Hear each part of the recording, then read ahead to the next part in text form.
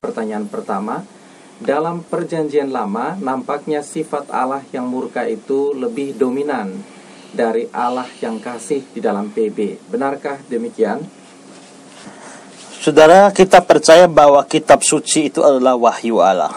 Ya, wahyu Allah. Wahyu itu apa? Wahyu itu adalah penyataan diri Allah. Allah menyatakan dirinya kepada manusia. Dan Alkitab itu adalah wahyu yang bersifat spesial, wahyu yang bersifat khusus. Tapi saudara perlu diingat bahwa kebenaran yang diwahyukan di dalam Alkitab itu bukanlah satu kebenaran yang diberikan secara lengkap pada satu masa. Tidak. Inilah yang disebut wahyu itu bersifat progresif. Wahyu yang bersifat progresif artinya wahyu itu diberikan secara bertahap.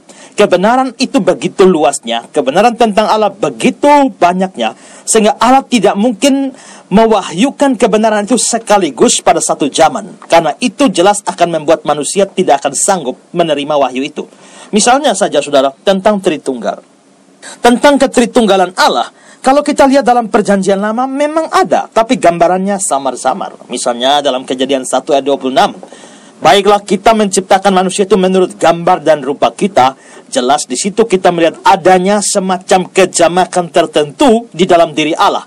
Kalau tidak, kenapa dikatakan kita? Baiklah, kita menjadikan manusia menurut gambar dan rupa kita. Di dalam Kejadian 3 lagi dikatakan, sesungguhnya manusia itu telah menjadi seperti salah satu dari kita. Nah, tetapi kita itu kan banyak.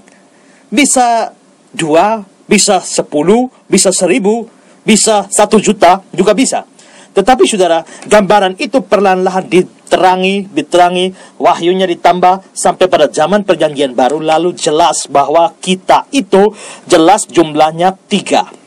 Dan 3 itu siapa-siapa, yakni Bapa, Anak, dan Roh Kudus. Itu baru jelas dalam zaman perjanjian baru. Mengapa? Karena wahyu bersifat progresif. Nah, demikian juga kebenaran-kebenaran tentang Allah itu diberikan secara bertahap. Dan tadi saya bilang Allah itu adalah Allah yang adil, Allah yang suci, tapi juga Allah yang kasih. Nah, karena itu memang dalam perjanjian lama kelihatannya orang yang salah dihukum, hukum mati dan sebagainya. Itu untuk menunjukkan atau memperkenalkan kesucian Allah dan keadilan Allah yang pasti murka terhadap dosa. Memang keadilan Allah begitu menonjol, kasih Allah kelihatannya tidak terlalu menonjol dibandingkan dengan keadilan dan kesucian Allah. Tapi bukan berarti tidak ada. Pasti ada. Tetapi saudara, di dalam perjanjian baru, lalu akhirnya kasihnya menjadi maksimal. Kasihnya, puncak kasih Allah itu dinyatakan dalam perjanjian baru ketika Kristus datang dan mati bagi manusia. Dan karena itu, maka kalau kita melihat perjanjian lama, lalu perjanjian baru, kita sekarang lalu menjadi yakin bahwa Allah itu kasih dalam perjanjian baru, tapi Allah juga adil, Allah juga adalah Allah yang suci. Sehingga kita bisa lihat, akhirnya kita kalau melihat Alkitab secara keseluruhan, kita harus berkesimpulan Allah itu adalah Allah yang suci, Allah yang adil, sekaligus Allah yang kasih. Dia, keadilan dia dan kesucian dia menuntut hukuman atas orang berdosa, tapi kasih dia menuntut pengampunan dan penebusan bagi orang berdosa.